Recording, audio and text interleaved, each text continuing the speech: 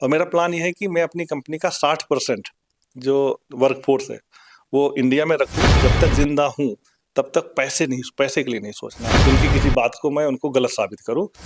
शायद आप लोगों की बद्दुआ ही थी जो उन्होंने काम किया, तो आपका भी उतना ही योगदान है मेरी लाइफ में जितना दुआ देने वालों का था। कौन कहता है आसमान में सुराख नहीं हो सकता, एक पत्थर तो तबीयत से उछालो यारो। दुष्यंत कुमार की ये पंक्तियां चरितार्थ करते हुए उत्तर प्रदेश के रायबरेली के एक गांव से निकले विनोद कुमार सिंह वो शख्सियत हैं जिन्होंने उत्तर प्रदेश से लेकर यूके तक यानी कि यूरोप तक बुलंदियों कामयाबी का डंका बजाया है, बजा रहे हैं और देश का नाम रोशन कर रहे हैं। विनोद कुमार सिंह वो शख्सियत हैं जिन्होंने डिजिटल युग में, डिजिटल दुनिया में एक नाम कमाया है, अपना मुकाम बनाया है। हमारे साथ मौजूद हैं, हम उनसे बात करते हैं, उनकी पूरी प्रोफाइल, उनकी कामयाबी के पूरे किस्से हम आपको सुनाते हैं उन्हीं की जुबानी। आपका बहुत बहुत स्वागत है श्री धन्यवाद न्यूज़ पे। धन्यवाद जी। ये आपने जो सफर अपना शुरू किया जी इसकी शुरुआत सबसे पहले आप बताएं जिससे और लोग भी जी उससे मोटिवेट हो। जी बिल्कुल। तो जैसे आपने बताया कि मैं जो है सुल्तानपुर ज़िले से एक गांव से आता हूं। वहीं पे मेरी जो है मेरा जन्म हुआ, पढ़ाई वहीं से हुई। मेरे पिताजी किसान हैं। बहुत ही बदहाली में बेसिकली फैमिली हमारी गुजरी है उससे। तो जब मैं भी अपना पढ़ाई बढ़ाई कर रहा था तो गांव में ही था। गांव के प्राइमरी स्कूल से पढ़ा। कोई और सुविधा नहीं थी, कुछ भी नहीं था। तो मेरे का एक एक मोटिवेशन थी जो मुझे लेके चली, बहुत दूर तक चली, अभी भी लेके जा रही है। मैंने एक ठाना कि मुझे ना अपने परिवार को इस फाइनेंशियल इस बदहाली से निकालना है किसी भी तरह से। और वो करने के लिए सबसे बड़ा मेरे पास चैलेंज ये था कि मैं करूं क्या। अब पिताजी किसान ठहरे, उनके पास ज़्यादा कुछ देने के लिए था नहीं। गांव में अगर आप पूर्वांचल के किसी भी गांव में आप जाते हैं 20 साल पहले, तो वहां पे भी आपको या तो आपको बैंक में नौकरी करने वाले मिलेंगे या टीचर मिलेंगे। तो कुछ ज़्यादा था नहीं मेरे लिए, क्या करूं। तो वही सलाह मिलता रहा कि आप आईएएस पीसीएस की तैयारी कीजिए या आप जो है राजनीति की तरफ कदम रखिए। मेरी परिस्थिति कहीं से भी उसको करने के लिए इजाज़त नहीं दे रही थी। फिर किसी तरह से मैं इलाहाबाद गया, क्योंकि किसी ने मुझे सलाह दिया कि अगर आप इलाहाबाद जाते हो वहाँ पे पढ़ाई का माहौल है, सब कुछ है। गया, वहाँ जाके मुझे तकनीकी उसका पता चला कि आप इंजीनियरिंग कर सकते हैं। क्योंकि जिन्होंने मेरे मेंटर किया उनका था कि आपकी मैथ बहुत अच्छी है और आप इंजीनियरिंग में कामयाबी हासिल कर सकते हो। तो मैंने कहा कैसे करा जाए। तो उन्होंने बोला कि दो तरीके हैं। एक तो उस समय चलता था आईआईटी, अभी भी है, आप उसके कंपटीशन की तैयारी कीजिए। या फिर एक Motilal Nehru regional engineering college उस समय चलता था, अब शायद कंबाइन कर दिया उन्होंने। यानी ये दो रास्ते हैं जहाँ पे आप कर सकते हो। क्योंकि इंजीनियरिंग करने के लिए आप प्राइवेट इंजीनियरिंग कॉलेज से भी कर सकते हैं, लेकिन आपकी जो परिस्थिति है, जो फाइनेंशियल सिचुएशन आपकी, वो कर नहीं पाएंगे आप, बहुत पैसा लगता है। तो मैंने कहा ठीक है, करते हैं। फिर मैंने कोशिश करी कि पहले सेल्फ स्टडी से शुरू करा कि मैं कंपटीशन देता हूँ। एक बार कंपटीशन दिया मैंने आईआईटी का और मोतीलाल नेहरू वाला। रैंक अच्छी नहीं आई, मतलब उसमें भी वही प्राइवेट कॉलेज साइड पे जा रहा था। तो मैंने कहा कैसे करूँ। फिर लोगों ने बताया कि जब तक आप कोचिंग नहीं करेंगे ना, तब तक थोड़ा सा आपको मिल नहीं पाएगा वो सपोर्ट जो चाहिए आपको। मैंने कहा ठीक है। अब कोचिंग करने के लिए उस समय कृष्णा कोचिंग और बहुत सारी कोचिंग होती थी इलाहाबाद में जो करवाती थी कंपटीशन की तैयारी। तो मैं गया, वहाँ पे इनरोलमेंट कराया मैंने। वहाँ पे फीस ऐसी थी, करीब 15,000 के आसपास की कुछ थी। ये किस सन की बात कर रहे हैं? ये मैं बात कर रहा हूँ 2000 के आसपास की, वाला 24 साल पहले की बात मैं बात कर रहा हूँ। तो वहाँ पे फिर मैंने पिताजी से बात करी कि ये कोचिंग है, इसमें कर लूंगा तो ठीक हो जाएगा। तो पिताजी ने कहा ठीक है। तो उन्होंने मुझे भी ना बताए कोशिश करी कि खेत है हमारा जो पुश्तैनी, उसको बेच देते हैं और उससे फीस करते हैं। मुझे पता चला, मुझे बड़ा दुख हुआ। मैंने कहा अब मेरी वजह से मेरे 6 भाई बहन और हैं, अगर खेत बिकता है, कुछ भी होता है, तो खाएंगे क्या ये लोग। उतने बड़े किसान भी नहीं थे हम, जो है वही 8-10 बीघे वाले। तो मैंने डिसाइड किया, मैं कोचिंग नहीं करूंगा। और फिर मैंने अपना सपना त्यागा कि मैं आईआईटी और मोतीलाल नेहरू से नहीं हो पाएगा मेरे से। फिर मैं उधर किया कुमायूं रीजन में, उस समय उत्तर प्रदेश का ही था। वहाँ पे मुझे कोई मिला, आप भाग्य का भी सहारा बोल सकते हैं। वहाँ पे एक कुमायूं यूनिवर्सिटी से कोई नया कॉलेज, कोई कोर्स शुरू करा था उन्होंने कंप्यूटर साइंस में। मैं वहाँ गया, मैंने उनसे बात करी, बताई अपनी सिचुएशन। तो उन्होंने बोला कि आपको हम सब्सिडी दे के यहाँ पे ले सकते हैं, हमें भी जो है वो होनहार प्रतिभा की ज़रूरत है। तो उन्होंने टेस्ट वोस्ट लिया, वहाँ पे मैंने अपना एडमिशन कराया। तो 3 साल मैंने वहाँ से कंप्यूटर शिक्षा प्राप्त करी। और मेरे लिए सबसे स्ट्रगल की बात ये थी कि उस समय पे मेरे गांव में इलेक्ट्रिसिटी नहीं थी। तो आप सोच सकते हैं कंप्यूटर और टीवी तो कहाँ की बात है। तो ऐसे में मैं गया, चला तो गया, चिराग की रोशनी में पढ़ाई की। चिराग की रोशनी में पढ़ाई की, लालटेन और दिया में पढ़ाई करी और गया मैं। तो मेरा सबसे पहला जो सामना हुआ हकीकत से वो ये था कि मेरे साथ जो और बच्चे थे वो कॉन्वेंट स्कूल से पढ़े हुए, छठी क्लास से कंप्यूटर देखे हुए, सीखे हुए, टीवी देखे हुए, उनके बीच में मैं पहुंचा और ऐसा लगा कि जैसे हंसों के बीच में बगुला पहुंचता है ना, कि अलग से ही दिखता था। ना मेरे को अंग्रेजी आती थी, ठेठ अवधी बोलने वाले हम लोग थे। तो वहाँ पे सबसे बड़ा स्ट्रगल था, पहली बार आया कि यार नहीं, मैं इसके लिए नहीं बनाऊं, गलत जगह आ गया। लेकिन फिर वही सोच थी, मुझे किसी भी तरह करके अपने परिवार को इससे हटाना है। तो उसने मुझे जोड़े रखा, मेहनत करी मैंने 1 साल 1.5 साल करके, फिर अपने आप को इस लायक करा कि कंप्यूटर समझूं।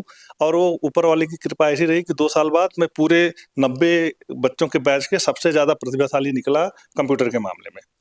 तो वहाँ से तो मेरी पढ़ाई खत्म हुई जो कंप्यूटर वाली। फिर था कि अब नौकरी ढूंढी जाए। नौकरी ढूंढने का, आप अगर याद हो, 2003 में मैंने ख़त्म किया और उस टाइम पे मंदी आई थी, तो लोग जॉब था ही नहीं, जॉब निकाले जा रहे थे। तो जाने तो फिर मैंने बहुत कोशिश करी, 6 महीने लगा रहा, कम से कम 150 इंटरव्यू दिए, लेकिन वही है कि नहीं है, अभी नहीं है, बाद में आना है, वही सब होता रहा। फिर वापस गांव चला गया, क्योंकि थोड़ा ना डिप्रेशन, आप कोशिश कर रहे हैं, आपको सफलता नहीं मिल रही है, तो आप डिप्रेशन में थोड़ा सा जाते हो। तो मैंने बताया फिर, लेकिन मैं गांव चला गया। और एक चीज़ मैंने देखी, गांव का जो आबो हवा है ना, वो आपको डिप्रेशन से बचाती है। ये बहुत बड़ी सीख मुझे मिली कि शहर आपको जल्दी ढकेलता है आप उसमें, और गांव जो है आपको खींचता है, आपको एक पॉजिटिविटी देता है। गांव सुकून देता है, शहर टेंशन देता है। तो वो गांव के सुकून में फिर अपने आप को मैंने फिर वो री इन्वेंट कर, अब क्या करूं यहाँ से। मैं वापस गया नोएडा, इंटरव्यू और दिए, 1-2 जगह चला। तो सुकून ऐसा रहा कि एक कंपनी थी, उसमें नौकरी मुझे मिल गई 11,000 रुपये महीने की, नोएडा में। लंदन की कंपनी थी, यहाँ उनका नोएडा में ऑफिस था, वो मिली। तो 11,000 से शुरू करी नौकरी। उसके बाद उसी दौरान शादी हो गई। मैं इसी सवाल पे आ रहा हूं। उसी दौरान मेरी शादी हो गई। एक्चुअली मेरी शादी हुई जब मैं अपने कॉलेज के लास्ट सेमेस्टर में था, तभी गांव में शादी हो जाती। 20-21 साल किस एज में शादी? 21 साल, 20-21 साल का रहा हूँगा, तो तभी शादी हो गई। मेरे ख्याल से 19 साल का था मैं जब शादी हुई। अब ऊपर जो है, लव मैरिज है अरेंज? नहीं, अरेंज। अपने पूर्वांचल में लव मैरिज का कोई कॉन्सेप्ट ही नहीं था तब। तो पिताजी ने ढूंढी एक लड़की, कह रहे मुझे लगता है ये लड़की तुम्हारे लिए सबसे बेस्ट है, और हमने फैसला कर लिया, हम तुम्हारी शादी करेंगे। तब आज के बच्चे शायद जुबान उठा के कर दें, मेरी आज भी इतनी हिम्मत नहीं है कि पिताजी के सामने आज भी मैं जाके, इतना कमाने के बाद भी, कि उनकी किसी बात को मैं उनको गलत साबित करूं। और वो डर कह लो आप या सम्मान कह लो, जो भी था मुझे नहीं पता। तो इतनी हिम्मत नहीं थी कि बोलूं कि नहीं पिताजी, मैं अभी शादी नहीं करूंगा, मुझे अपना कैरियर बनाना है, बना नहीं, हिम्मत थी। बस ये था, जी पिताजी ठीक है, जो आप कह रहे हैं सही होगा। तो शादी हो गई। अब यहाँ पे मैं कॉलेज से निकला हूँ, पिताजी ने इतना कर्जा ले लिया था फीस देने के लिए, सारा आधा खेत जो है रेहन रख दिया था कॉन्ट्रैक्ट पे, कर्जा हो गया था सब कुछ, कर्जदार पीछे पड़े हैं। अब वो करूँ क्या, एक तरफ शादी है, एक तरफ बीवी, एक तरफ पिताजी, एक तरफ घर वाले, एकदम बहुत ही विकट स्थिति मेरे लिए। और नौकरी मिली 11,000 की। 11,000 आप नोएडा में आप कमा रहे हैं, तो आप क्या करेंगे, आप सोच सकते हैं कि अपने खर्चा नहीं निकलता। लगा रहा, गिव अप नहीं करा, मैंने कहा होगा, मतलब मैं अपने आप को छोड़ूंगा नहीं। फिर मैं लगा रहा और मेहनत करी काफ़ी। तो बढ़ाते बढ़ाते सैलरी बढ़ी, अपनी 25,000 भी पहुंची। और उसके बाद फिर बड़ी कंपनियों में भी गया, अमेजन में काम करी मैंने, गूगल में मैंने काम किया, और पूरा करते करते फिर ये हुआ कि पैकेज अपना करोड़ों में पहुंचवाया। उसके बाद भी फिर बच्चे हो गए और सब जिम्मेदारियां बढ़ी। तो ये था कि जिस उद्देश्य को लेकर मैं निकला था कि मुझे अपने परिवार को गरीबी से निकाल के एक अपर क्लास उसमें ले जाना है, ये नौकरी करके नहीं होगा। 1 करोड़ भी कमा लूंगा, टैक्स दे के इतना बचेगा कि बीवी को संभालूंगा, इनका ठीक है, उनकी स्थिति सही हो जाएगी, वो थोड़ा खाने पीने लगे, बट वो नहीं पूरा होगा जो मैंने सपना देखा था। फिर वहां से आया कि मुझे कुछ बिजनेस एंटरप्रेन्योरशिप का जो एक होता ना, वो कहते हैं ना, आवश्यकता ही आविष्कार की जननी है। तो मेरी आवश्यकता नहीं पूरी हो रही थी, तो इसलिए मैं आविष्कार और आविष्कार में ही लगा रहा, कैसे करूँ अपना।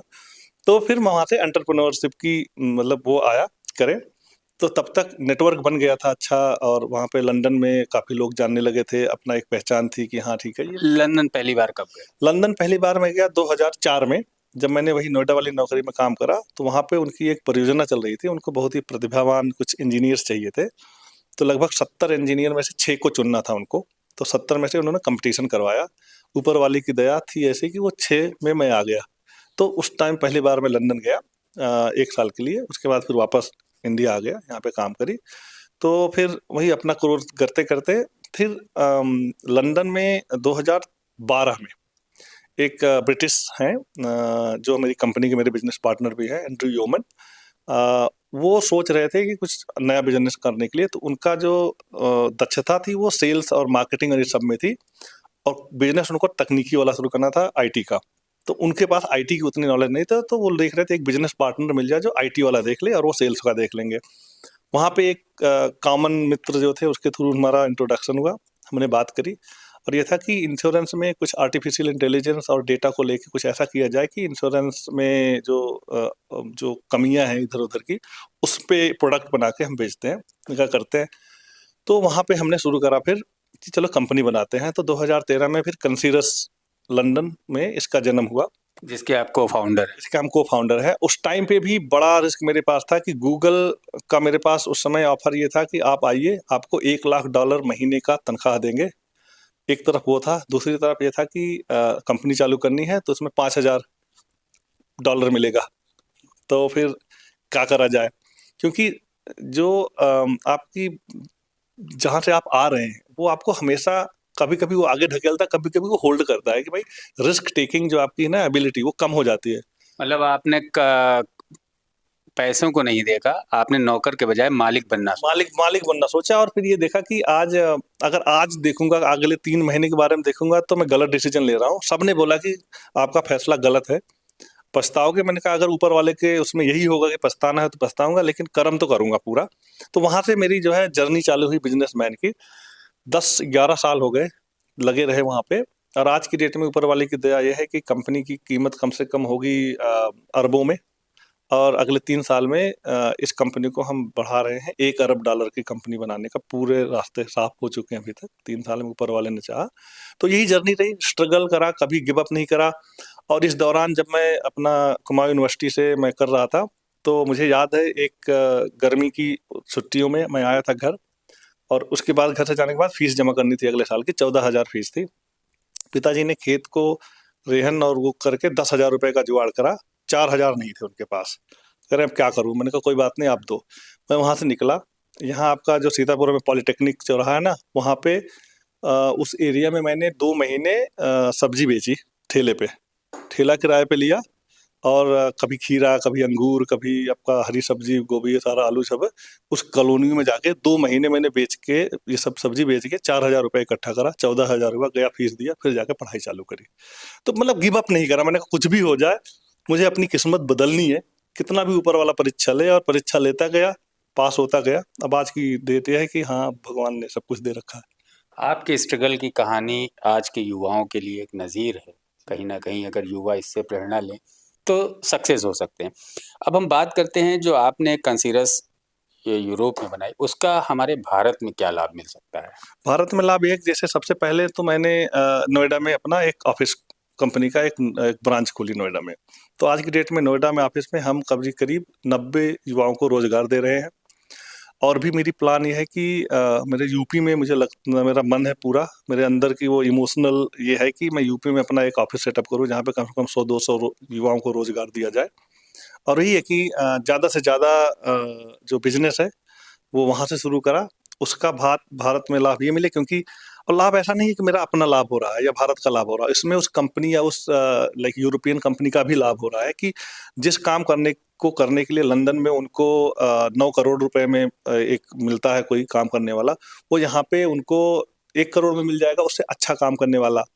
दूसरा, हमारे भारतवर्ष की एक अच्छी बात यह है ना कि हमारे अंदर जो युवा है या जो लोग काम करते हैं, उनके अंदर भूख है आगे बढ़ने की, जो मुझे यूरोप में कम दिखती है। वहां पे भी हैं लोग, लेकिन ज्यादातर लोग पूरा अमीरी में पले हैं, उनके कभी किसी चीज का उनको वो नहीं रहा, कमी नहीं रही, तो उनके अंदर वो एक एक्स्ट्रा जो वो होती है ना कि मेरे को आगे बढ़ना, मुझे कुछ करना, वो नहीं है। तो भारत के पास देने के लिए बहुत कुछ है, और भारत के पास लेने के लिए भी बहुत कुछ है। तो फायदा हो रहा है ऑलरेडी। मैंने बताया कि मैं करीब 90 लोगों को रोजगार यहाँ दे रहा हूँ। मेरी ये विजन है मेरा कि 300-400 लोगों की टीम यहाँ मुझे खड़ी करनी है। और मेरा प्लान ये है कि मैं अपनी कंपनी का 60% जो वर्क फोर्स है वो इंडिया में रखूं, जिसमें से उत्तर प्रदेश मेरे निगाह में बहुत ज़्यादा है, लखनऊ स्पेशली, कि यहाँ पे एक ऑफिस सेटअप करा जाए, बाकी 40% वहाँ भी रखना तो पड़ेगा ही। तो ये है प्लान। ये तो हो गई आपके सक्सेस की स्टोरी। अब हम फैमिली पे जाते हैं। फैमिली में आपके कौन कौन है और किस तरह से फैमिली एकजुट है? जी। कॉमन परिवार है या सब अलग अलग हैं? नहीं, ये तो सब एक है, और ये मेरे भी ज़िंदगी का ये एक दूसरा भी ध्येय है जब तक मैं ज़िंदा हूँ, क्योंकि अलग होने का कारण केवल मेरे पास है। नहीं, मेरे पास मेरे 2 भाई हैं, मेरे 3 बहनें हैं, उनकी शादी हो गई, मम्मी-पापा हैं। मेरे दोनों भाइयों की भी शादी और बच्चे हैं सब। तो वो दोनों भाई का उतना उतना कमाई-वमाई नहीं है अपना, जैसे बड़ा भाई जो है पापा की मदद कर रहे हैं खेत-वोत में, छोटा भाई आईटीआई-उईटीआई करा था, थोड़ा बहुत जितना हो सकता कर सकता है। तो सबसे बड़ा कारण मेरे पास है कि अगर मैं आज अलग हो जाऊँ परिवार से, तो 40-50 लाख रुपए साल के मेरे बचेंगे। लेकिन मुझे करना ही नहीं, मैं कहा उस पैसे का करूँगा क्या मैं? तो मेरी यही सोच है कि परिवार में जो एक वो होती है कनेक्शन, और इसलिए मैं करता हूँ कि मुझे याद है कि मेरी बहनों को जब ₹2 मेले के लिए पैसा मिलता था उस ज़माने में, तब वो मेले में जाके कुछ खरीदती नहीं थी, रख लेती थी कि भैया जब कॉलेज जाएँगे तो उनको ₹2 एक्स्ट्रा दे दूँगी, उनके लिए काम आएगा। अब उस चीज़ का ऋण मैं आज तक कभी नहीं चुका सकता। अगर मैं उनको 5 करोड़ भी दे दूँ ना बहनों को या भाइयों को, वो नहीं चूक सकता। वो चीज़ ध्यान रखना बहुत ज़रूरी होता है। यही चीज़ है जो मेरी फैमिली को जोड़ के रखी है कि मैं उन उन दिनों को नहीं भूलता जब लोगों ने एक-एक रुपया इकट्ठा करके ये सोचा था कि भैया के लिए कैसे पढ़ाई कराई जाए, और आज भैया अगर करोड़पति हैं और उनको भूल जाएँ तो भैया से ज़्यादा पापी तो कोई होगा ही नहीं। यही चीज़ ने जोड़ रखा मुझे फैमिली से, और अभी आगे समय तक मुझे पूरा भरोसा है कि मेरी फैमिली जॉइंट ही रहेगी, कोई बिखराव नहीं होगा। आपने परिवार को गरीबी से निकालने के लिए संघर्ष किया। परिवार को किस तरह से आपने बाहर निकाला? अभी गाँव में ही रह रहे हैं या कहीं शिफ्ट किया है? नहीं, तो गाँव में अभी मैंने सबसे पहले काम ये करा कि कम से कम 4 करोड़ का मकान बनाया। 3-3 4-4 गाड़ियाँ हैं, गनमैन है वहाँ पे, सिक्योरिटी है उसका, सबके पास अपनी गाड़ियाँ हैं, ड्राइवर है। खेत जितना पापा के पास था, जितना उन्होंने बेचा था उसका 6 गुना खेत उनको खरीद के मैंने दिया। वहाँ के सिटी में एक बिज़नेस टावर अभी बन रहा है, शुरू हो गया है, 6 करोड़ का प्रोजेक्ट वो है। उसके अलावा पिताजी को ना मेरे ये था ना कि जो रिजेक्शन उन्होंने फ़ील करा था, आप देखे होंगे कि अगर आप गरीब हैं और चौराहे पे आप जा रहे हैं तो हर आदमी आपसे मुँह फेरता है कि यार कहीं चाय ना पिलाना पड़ जाए इसे। उनका ये था कि मुझे ये मतलब वो एक सम्मान चाहिए था। आज की डेट में आप अगर 10-12 किलोमीटर के रेंज में जाते हैं तो उनका नाम बड़े लाइक अमीरों में आता है, और लोग अब वो इज़्ज़त उनको बैठाना, चाहे वो कोतवाल से, चाहे सिस्टम हो, चाहे वो समाज हो, जो इज़्ज़त उनको आज वो दे रहा है ना, उनके लिए वो कह रहा है मेरी ज़िंदगी जो है 4 गुना मेरा जीवन बढ़ गया।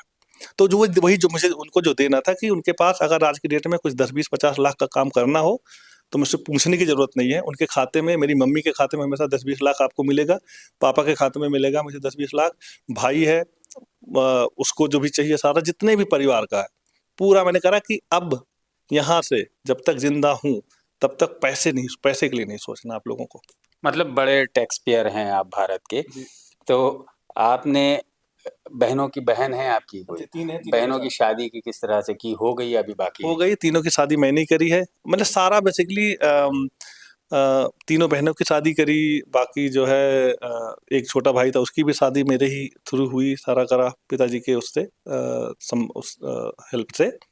तो सबकी हो गई, सब सेटल है अभी। बच्चे जो मेरे भाई के बच्चे हैं, फैमिली उनकी भी सारी उनका अच्छे-अच्छे स्कूलों में पढ़ाई कर रहे हैं सारे। सब मैं ही देखता हूँ और मुझे बड़ी खुशी होती है कि मैं ये देखता हूँ। हाँ, सही बात है। किसी कोई भी बच्चा अपने परिवार के लिए करता है तो खुशी होती। चैरिटेबल के कौन-कौन से काम करते हैं? चैरिटेबल का काम मेरा ये है कि मेरी एक मैंने अपने आप को एक प्रॉमिस ये किया हुआ है कि चैरिटी जब भी मैं करूँगा, जब भी किसी की वो करे ना, नेकी कर दरिया में डाल। आज तक मेरा गारंटी एक फ़ोटो नहीं मिलेगी आपको, मेरे को किसी की हेल्प करते हुए। और मैं कम ही बोलता हूँ इस पे, लेकिन जनरली ये है कि मेरा काम ये होता है कि एजुकेशन, बहुत सारे बच्चे हैं जिनकी मैं एजुकेशन सपोर्ट करता हूँ। अ, कम से कम हर साल 4-5 जो लड़कियाँ हैं जो गरीब घर से आती हैं, उनकी शादी के लिए वो करवाना। कभी कुछ बहुत सारे बूढ़े 6-7 ऐसी फैमिली है, मुझे याद है कोविड में जो माँ-बाप जैसे मान लो 60-60 साल के बुजुर्ग आदमी हैं, एक ही बच्चा था, कोविड में डेथ हो गई। अब वो एकदम कंगाल होने के मतलब 6 ऐसी फैमिली हैं, जिनको मैं अभी पूरा उनका मतलब उनको मैंने कहा मैं बेटा हूँ आज से आपका। एक आध 2 फैमिली ऐसी है जहाँ पे कि उनको घर वालों ने छोड़ दिया था, वो नोएडा, दिल्ली रह रहे हैं। परिवार मतलब एक मेन जो आदमी था उसकी डेथ हो गई, 2-2 बेटियाँ हैं, लड़के हैं, बच्चे हैं, ये क्या करना, कोई वो नहीं। तो उनको भी सपोर्ट करता हूँ।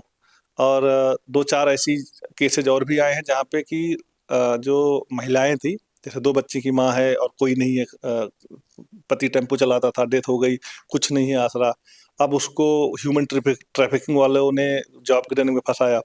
2 लोगों को मैंने ह्यूमन ट्रैफिकिंग से निकाला, जान को धमकी भी मिले कोई बात नहीं। तो जितना बन पड़ता अपना, मेरा ये है कि जितनी कमाई है उसका 30% मैं अच्छे कामों में खर्चा करूँ, चाहे वो धर्म का काम है। हर साल मैं 9 दिन का पूरा राम कथा और भंडारा ये सब भी करवाता हूँ, क्योंकि मेरा मानना है कि ये सब यूके में कराते हैं या इंडिया में ये कराते इंडिया अपने गाँव में, हैं? अच्छा, गाँव में। गाँव में। मेरा मानना है कि यूके में कोई नहीं देख रहा, ना यूके वाला समझेगा।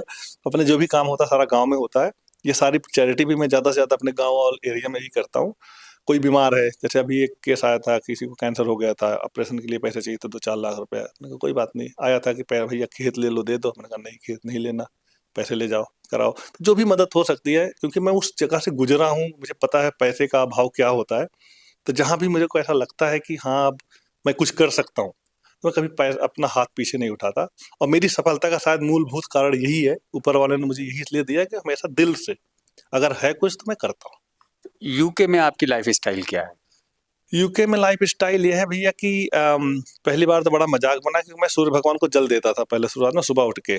तब यहाँ से मेरा पहला जर्नी ये हुई कि मैं गया, तांबे का लोटा बैग में था, सिक्योरिटी वाले ने निकाला, ये कहा भैया? तो मैंने कहा लोटा है। कह रहे लोटा क्यों लेके जा रहे हो लंदन?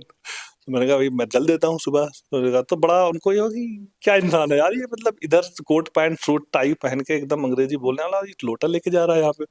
लाइफ स्टाइल यही है कि हमेशा, मेरा अपना मानना है, अपनी जड़ों को हमेशा पकड़ के रखो, अपनी संस्कृति को आपने संस्कृति को बना के रखो। और जब तक आप, अगर आप अपनी सफलता को लंबे समय तक चलाना है, तो अपनी जड़ों को पकड़ के रखो, अपनी संस्कृति को पकड़ के रखो, अपने संस्कार पकड़ के रखो।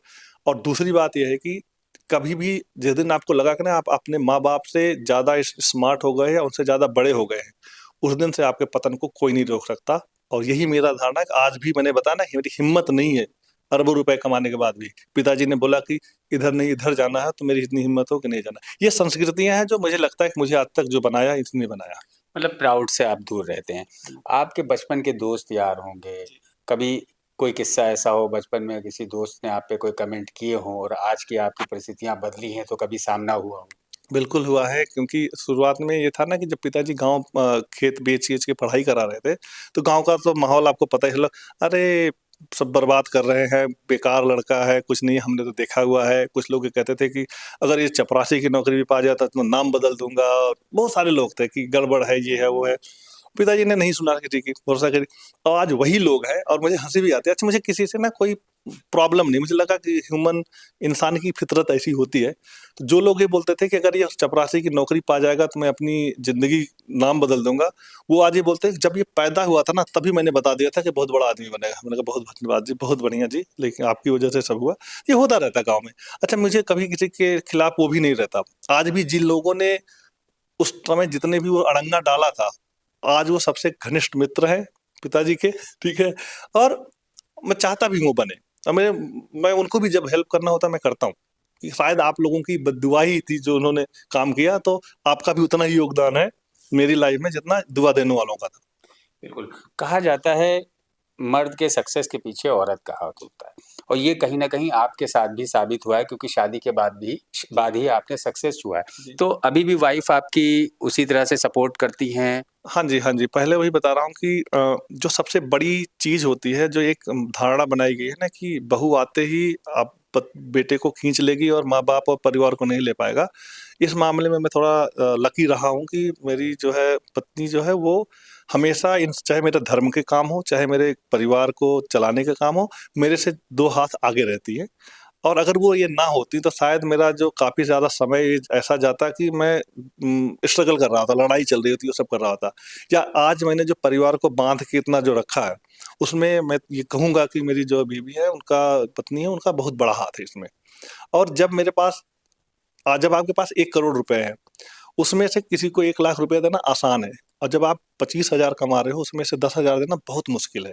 तो उस समय पे उनका ये सपोर्ट रहना कि चलो ठीक है, 15,000 में हम किसी तरह गुज़ारा करेंगे, 10,000 आप पापा-मम्मी को भेजो। वो जो मानसिकता थी, उसने बहुत हेल्प किया मेरी। कितने बच्चे हैं और क्या कर रहे हैं? मेरे अभी 2 बच्चे हैं। सबसे बड़ी बेटी है, वो 20 साल की हो गई है, वो एमबीबीएस कर रही है पुणे से। और बेटा जो है वो अभी 19 साल का हुआ, वो बीटेक कंप्यूटर साइंस और आर्टिफिशियल इंटेलिजेंस से वो बीटेक कर रहा है। मतलब उसको अपनी लाइन में ले जा रहे मैं कह रहा था मत आ, लेकिन कह रहा था नहीं आप मेरे इंस्पिरेशन हो, मुझे जाना है। मैंने कहा ठीक है। और तो बेटी मेडिकल में, बेटा इंजीनियरिंग में। हैं। और क्या प्लानिंग है अभी भविष्य की आपकी? मेरे भविष्य की प्लानिंग ये है कि एक तो बिजनेस को लेके है, कभी जो मैंने बताया ना कि जो कंसीडर्स है इसको 10 साल से मेहनत कर करके एक मुकाम पे लाए हैं। अब प्लान ये है कि अगले 3 साल में इसको लगभग $1 अरब की कंपनी बना के तो शायद बेचें हम इसको, या किसी को आधा बेचें या कुछ बेच के, तो एक बड़ा एक मुश्त रकम आए कुछ। तो उससे मेरे को एक तो चैरिटेबल हॉस्पिटल बनाना है, कहीं ना कहीं बेटी को एमबीबीएस कराने के पीछे कहीं ना कहीं ये है कि एक चैरिटेबल हॉस्पिटल बनाया जाए जिसमें कि कोई बिलिंग काउंटर ना हो। क्योंकि बहुत अच्छी। ये बहुत बड़ा ये है, और ये कहीं ना कहीं अब देखो कहाँ ऊपर वाला करवाता है, गांव में करवाता, सुल्तान में करवाता, कहीं करवाता, लेकिन जहाँ भी करवाएगा, जहाँ पे होगा कि एक ऐसा अस्पताल जिसमें बिलिंग काउंटर ना हो। जहाँ जो आजकल आप देख रहे हैं ना मेडिकल में कि भाई लोग कमाई के लिए जबरदस्ती टेस्ट करवाओ, ये करो। मेरा कॉन्सेप्ट ये है कि जी एक ही खोलूंगा, बिलिंग काउंटर रखना ही नहीं है ही नहीं जी, जो की मर्जी आओ कराओ, तो ये है थोड़ा सा पैसा लेके मतलब आओ इलाज कराओ जाओ। जाओ। आपके वहाँ भी काफ़ी फ्रेंड्स होंगे, जब इतना आपने वहाँ टाइम एक्सपेंड किया, वो लोग कभी आते हैं, कभी गाँव की चर्चा होती हो? ये बहुत ज़्यादा चर्चा होती है उनमें। सबसे ज़्यादा जो उनका उन्होंने ना सम्मान बढ़ा है जो मेरा उनकी नज़रों में, ये है कि ये इंसान इतना बड़ा होके, क्योंकि मेरे साथ ये है ना कि आज भी अगर लखनऊ से इधर गोसाईगंज पार किया तो मेरे से खड़ी हिंदी नहीं निकलेगी, अंग्रेजी छोड़िए तो फिर अवधी निकलती है मेरे, आज भी निकलती नहीं, कोशिश करके भी। वो लोग जब देखते हैं कि ये इंसान इतना जुड़ा हुआ, परिवार से इतना जुड़ा, क्योंकि ये उन लोगों के लिए बहुत बड़ी एक बहुत अतिशयोक्ति है, क्योंकि उनके यहाँ तो नियम है कि 18 साल का लड़का हुआ तो आप अलग रहिए, माँ बाप के साथ रह रहे हो तो कुछ गड़बड़ी है आपके, ये उनकी परंपरा रही है। अब भाई अच्छी बुरी है जो भी जैसा भी उनकी हमारी परंपरा अलग रही है। तो जब वो आके देखते हैं तो उनको ना समझ आता नहीं है, बहुत ज्यादा ना परेशान रहते हैं बेचारे कि हो क्या रहा है। तो लेकिन और जो मेरी वो है ना कि एक जेन्यून है ना कि मेरे को किसी का खराब कुछ करके अपना आगे नहीं बढ़ना, ये हमेशा मैंने जिंदगी में रखा कि किसी को नुकसान पहुंचा के अपना फायदा नहीं उठाना है। और वो दिखता है उनको जब, तो एक सम्मान, अलग लेवल का सम्मान मुझे मिलता वहां भी बहुत अच्छी तरह से। कोई पॉलिटिक्स में जाने का इरादा? भगवान न करे, बाकी ऊपर वाले का तो आप कुछ कर नहीं सकते। आज मैं जो भी हूँ कभी सोचा नहीं था कहाँ हूँगा, तो पॉलिटिक्स में शायद पता नहीं, अभी तो नहीं है, लेकिन हाँ अगर मैं आऊँगा भी पॉलिटिक्स में तो एक ही ध्येय होगा कि जो मैं कर रहा हूँ, जो लोगों की हेल्प कर रहा हूँ, जो सेवा कर रहा हूँ उसमें करूँ। मैं पॉलिटिक्स में कभी नहीं आऊँगा इसलिए कि चलो बनाते हैं पैसा, क्योंकि भगवान ने दे दिया पैसा। अभी तो नहीं है कोई प्लान, भगवान की दया से। अभी मौजूदा गवर्नमेंट अगर हम बात करें आगे, तो कैसा लगता है आपको? क्या सही काम हो रहे हैं? क्या चेंजेस होने चाहिए? चूँकि आप एक आईटी सेक्टर से हैं। तो अभी जो मेरी गवर्नमेंट है, लोग मुझे अच्छा, मेरा सबसे पहले है कि मेरा अपना मानना है कि आपको किसी पार्टी का नहीं होना चाहिए, चाहे कुछ भी आप हो, तो वो अलग चर्चा है, लेकिन मैं किसी पार्टी का नहीं हूँ, ठीक है। मैं देखता हूँ काम, अगर मुझे कोई समाजवादी पार्टी में हुआ काम अच्छा लगता है तो मैं खुल के बोलने वाला इंसान हूँ। बसपा कर रही है, कांग्रेस कर रही है, भाजपा कर रही है, कोई भी। तो इस मामले में एक चीज जो मैं योगी जी जो हमारे माननीय मुख्यमंत्री हैं उनके लिए बहुत ज्यादा मैं फैन उनका हूँ, एक चीज को लेके जो मैंने कभी सपने में नहीं सोचा था कि उत्तर प्रदेश की कानून व्यवस्था और ये जो माहौल है सुरक्षा वाला, ये कभी हो सकता था, मतलब कभी सपने में नहीं सोचा था, और ये उन्होंने करके दिखाया। तो एक तो उनका सबसे बड़ा प्रशंसक मैं इस बात को लेके हूँ। और दूसरा ये है कि उसी से जुड़ा हुआ मामला है कि अब आज देखिए जितनी भी समिट हो रही है उत्तर प्रदेश में, 10,000 करोड़, 15,000 करोड़, और उत्तर प्रदेश को आज की डेट में जो बिजनेसमैन और इंडस्ट्रियलिस्ट है वो एक एक उसकी देख रहे हैं कि हाँ यहाँ पे उनका कुछ हो सकता है। एक ना यहाँ पे प्रतिभा है, 24 करोड़ की जनता है, सबसे बड़ा प्रदेश है, तो टैलेंट है, वर्कफोर्स है। और सबसे बड़ी बात यहाँ का इंफ्रास्ट्रक्चर जो डेवलप हुआ है ना, वो हालांकि पूरे भारत में हुआ, लेकिन जो उत्तर प्रदेश की अगर मैं बात करूँ, जितने एक्सप्रेसवे निकले हैं, एयरपोर्ट आपको देख लो, यहीं शायद 200 किलोमीटर में आपको 4 एयरपोर्ट मिल जाएंगे। ये कनेक्टिविटी, ये सब बिजनेस के लिए बहुत जरूरी होती है। तो मुझे लगता है कि सरकार ने पिछले 8-10 सालों में जो काम किया है वो बहुत ही सराहनीय है इस मामले में, और इसको सराहा जाना चाहिए। और अगर ये सब विजन के साथ काम होता रहा तो मुझे लगता है कि लखनऊ के अंदर ये काबिलियत है कि ये बंगलौर और हैदराबाद की तर्ज पे इसको हम एक आईटी हब की तरह डेवलप कर सकते हैं। इसके पास सब कुछ है जो होना चाहिए। आप आईटी हब की तरफ डेवलप कर सकते हैं, आपने बोला। मुख्यमंत्री समिट बना रहे हैं, इन्वेस्टर समिट आयोजित कर रहे हैं, हर साल लगभग आयोजित हो रही। कभी आपने प्रयास नहीं किया कि इस समिट के माध्यम से हम गवर्नमेंट से जुड़ें और अपनी योजना को लेके जाएं? मैं कर सकता था, लेकिन मुझे समिट की ज़रूरत इसलिए नहीं पड़ी ना, क्योंकि एक तो मेरा यहाँ पे न्यू है, मेरी उत्तर प्रदेश में पढ़ा बढ़ा सब कुछ है। तो मुझे बेसिकली गवर्नमेंट तक जाने के लिए या कुछ करने के लिए समिट की ज़रूरत नहीं है। ये उनको ज़रूरत है जो बाहर से आ रहे हैं, जिनका कोई लोकल यहाँ पे नहीं है। तो इसलिए मैंने समिट के थ्रू नहीं करा, बट हमेशा मेरा प्लान रहा है कि यहाँ पे कुछ करा जाए। अभी भी है, देखो अगर ऊपर वाले ने चाहा तो अगले साल माननीय योगी जी से मुलाकात करने की कोशिश करूँगा। कि क्योंकि एक चीज़ जो मुझे लगता है उत्तर प्रदेश में अच्छी चीज़ है, ये है कि इंफ्रास्ट्रक्चर हो रहा है, समिट हो रही है, इन्वेस्टर आ रहे हैं, कंपनी आ रही है, सब कुछ अच्छी चीज़ है, गवर्नमेंट कर रही है। एक चीज़ जो सबसे बड़ा रिस्क है, यहाँ की जनता, यहाँ का जो युवा है, थोड़ा मुझे भटका हुआ आज भी लगता है। पहले भी था, मैंने अपने स्ट्रगल में आपको बताया कि कोई था नहीं मेरा रोल मॉडल जिसे मैं लेकर हूँ। तो उसके साथ क्या किया जाए, क्योंकि अगर हमने वहाँ पे कुछ नहीं करा, ठीक है, सरकार कर रही है, कौशल विकास योजना है या पढ़ाई पे देना, लेकिन जब तक मानसिकता चेंज नहीं होगी, मुझे लगता है जब तक हमारे युवाओं की मानसिकता चेंज नहीं होगी, तब तक वो टैलेंट का विकास नहीं हो पाएगा, वो कौशल विकास नहीं हो पाएगा। और अगर वो नहीं हुआ, तो एक स्थिति ऐसी उत्तर प्रदेश में आ सकती है कि सारी कंपनी, सारे उद्योग धंधे यहाँ पे काम चल रहे हैं, बाहर के जो टैलेंट है, युवा है, वो आके उत्तर प्रदेश में नौकरी कर रहे हैं और उत्तर प्रदेश का युवा जाके बाहर मजदूरी कर रहा है। ये एक पॉसिबिलिटी है जिसको मुझे डराती भी है और मुझे प्रेरित भी करती है कि इसके लिए कुछ किया जाना चाहिए। तो इसके लिए मेरा बहुत फोकस है कि कैसा ऐसा क्या किया जाए कि उत्तर प्रदेश में हमारे जो युवा है ना, उनकी मानसिकता चेंज हो, कि वो सही रास्ते पे चले। पढ़ाई लिखाई हो, चाहे आप तकनीकी पढ़ाई हो, कुछ भी हो, वहाँ पे अच्छे मानसिकता से आगे बढ़े। ये बहुत बड़ी समस्या मुझे लगती है, एक चैलेंज हमें लगता है, और मुझे लगता है कि इस पर काम किया जाना चाहिए। इस मामले में मैं सोच रहा हूँ कि योगी जी से भी मुलाकात करके कुछ राय मशवरा करा जाए। तो बिल्कुल, ये थे विनोद कुमार सिंह, जिनकी सक्सेस की, इनकी संघर्षों की कहानी आपने सुनी। ये कहीं ना कहीं उत्तर प्रदेश क्या, देश के, दुनिया के हर युवा के लिए एक प्रेरणा स्रोत हैं। आप इनसे सीखें, इनकी बातों को समझें कि किस तरह से एक स्ट्रगल करके, संघर्ष करते हुए, परिवार से, समाज से लड़ते हुए, भारत से लेकर यूनाइटेड किंगडम, यूरोप तक बुलंदियों के झंडे गाड़े हैं। इनसे समझने वाला है। इनके संघर्षों की कहानी कहीं ना कहीं अपने आप में एक प्रेरणा देती है कि इंसान अगर चाहे तो कभी हार नहीं सकता। सैयद आकिल, श्री न्यूज़, लखनऊ।